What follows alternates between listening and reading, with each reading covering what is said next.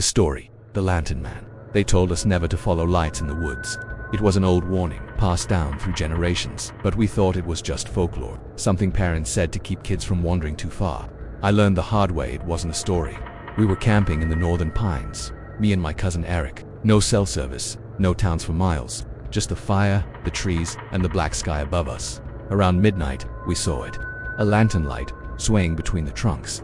At first we thought it was another camper, maybe a hiker who lost their way. But the light moved strangely. Too smooth, too steady. It didn't bob like someone walking. It glided, drifting through the trees like it wasn't attached to anything. Eric whispered, "What the hell is that?" I didn't answer. The light was getting closer. We should have stayed put, but curiosity got the better of us. We grabbed flashlights and followed. The lantern drifted ahead, always just far enough to keep us chasing. The deeper we went, the quieter the forest became. No crickets, no wind, just the crunch of our boots and the faint scrape of glass. After what felt like hours, the light stopped. It hovered in a small clearing, surrounded by trees that leaned in like watchers. That's when we saw him.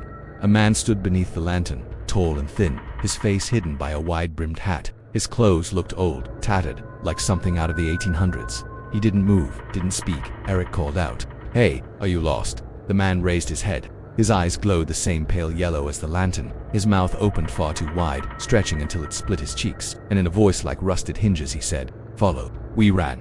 God, we ran until our lungs burned, until the forest blurred around us. But the lantern followed, no matter how fast, no matter how far. The light glided behind, steady and unshaken. We burst back into our campsite, but the fire was out. The tents were gone. The clearing looked different, smaller, as if the forest had swallowed part of it. Eric screamed. The lantern floated to the edge of the clearing. The man stood beneath it, smiling too wide, and then he whispered my name. The next thing I remember is waking up on the forest floor, alone. My watch said 3 days had passed. My cousin was gone. The tents were gone. Only the circle of stones from our fire remained. I stumbled out of the woods at dawn, half mad with hunger and fear. When the rangers found me, they said I'd been reported missing. Said no one named Eric had camped with me. I still dream about the lantern. When I wake, sometimes I see it outside my window, swaying in the dark. They told us never to follow lights in the woods, and now I know why.